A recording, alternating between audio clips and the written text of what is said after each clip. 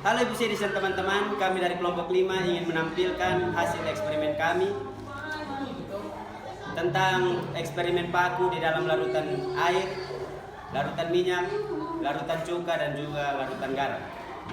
Sebelum itu, tak kenal maka tak sayang, jadi perkenalkan, nama saya Gabriel Mikael Musogara. Saya Leni Patricia Busi. Halo, nama saya Esri Tamono. Dan saya Ridwan Dupa. Ya, selamat menyaksikan. Halo guys, ini merupakan alat dan bahan yang akan kami gunakan untuk eksperimen perkaratan parah besi atau biasa disebut paku mengalami korosi. Ini adalah alat-alat dan bahan-bahan untuk membuat eksperimen paku menjadi karat yang akan direndam selama 6 hari. Bahan-bahan yang digunakan, yang pertama cuka, yang kedua air putih, yang ketiga garam, yang keempat minyak bimoli. Selanjutnya bahan-bahannya yaitu 4 buah paku, yang kedua 4 buah gelas. Tahap selanjutnya, saya akan menjelaskan setiap larutan yang berada di dalam gelas tersebut. Silahkan menyaksikan ya guys. Yang pertama yaitu cuka. Cuka mengandung asam berupa asam asetat. Asam asetat cuka memiliki ion hidrogen positif yang dapat menghilangkan elektron dari besi, sehingga proses ionisasi terjadi. Hal tersebut menyebabkan cuka dapat mempercepat terjadinya korosi. Yang kedua, air juga adalah salah satu faktor penting untuk menyebabkan korosi, karena air mengandung banyak oksigen terlarut yang mempercepat terjadinya korosi. Yang ketiga yaitu, air garam menyebabkan korosi karena mengandung banyak ion, dilansir dari Chemistry LibreText. Ion-ion dalam air garam membentuk jembatan garam antara lokasi anodik dan katodik pada logam. Ion-ion yang terkandung dalam air garam menyebabkan air garam lebih konduktif. Yang terakhir, korosi yang paling lambat adalah ketika paku dicelupkan pada minyak goreng, karena minyak goreng bersifat non-polar sehingga akan menghambat korosi. Kita akan masuk ke dalam tahap pencampuran bahan-bahan dan alat yang tadi telah disebutkan di awal video ya guys. Saksikan terus. Oke guys, pertama-tama kita masukkan semua bahan-bahan ke dalam gelas yang telah kita sediakan. Setelah itu saya akan masukkan paku ke setiap gelas yang telah berisikan larutannya masing-masing. Saya akan mempercepat agar tidak membuang-buang waktu ya guys.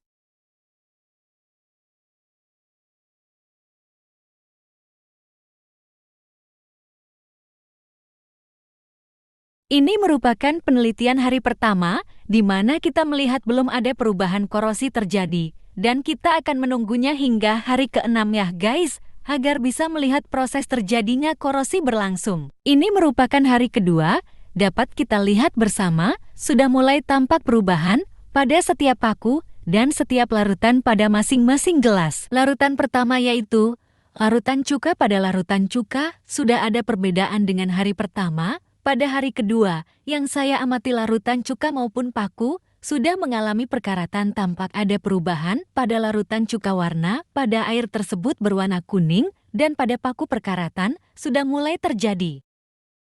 Pada larutan yang kedua yaitu larutan air garam, pada larutan ini kita lihat air berwarna orange pudar dan paku sudah perlahan mengarat.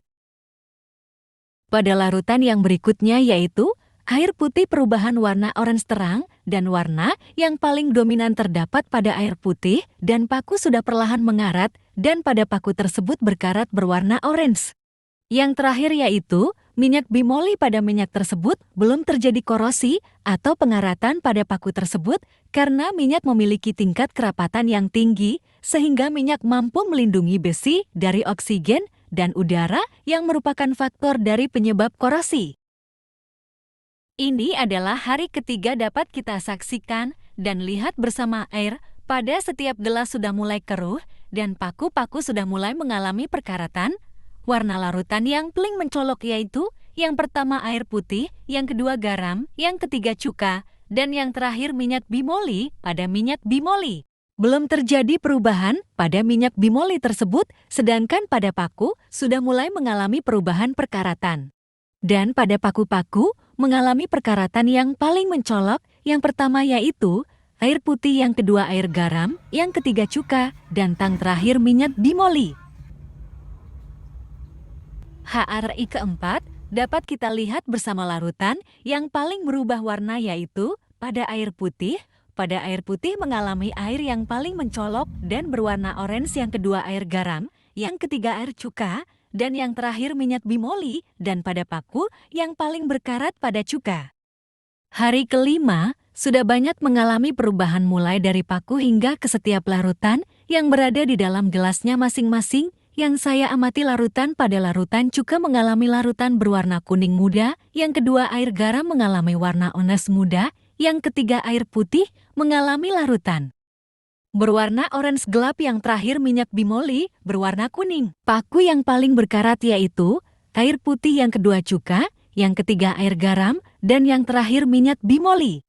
Ini adalah hari ke-6 atau hari terakhir penelitian kami guys, yang dapat kami amati perubahan-perubahan yang telah dialami dalam setiap larutan mengalami tahap warna pada larutan yang begitu berubahan, dan juga pada paku sudah mengalami perkaratan seperti pada paku-paku yang sering dijemur bawah terik matahari. Saya akan memperlihatkan satu persatu larutan dan paku yang sudah kita rendam selama 6 hari ya teman-teman. Pada larutan cuka warnanya sudah menguning, pada air garam sudah berwarna orange muda, sedangkan pada air putih yang paling mencolok dikarenakan pada hari yang pertama air putih airnya sangat bersih, sedangkan pada hari ke-6 mengalami perubahan drastis, air putih mengalami air berwarna orange, air putih warnanya lebih dominan ketimbang air garam, dan yang terakhir pada minyak bimoli warnanya sudah mulai berubah ya guys. Kita akan melihat perkaratan pada paku dan paku yang paling mencolok pada cuka, yang kedua pada air putih,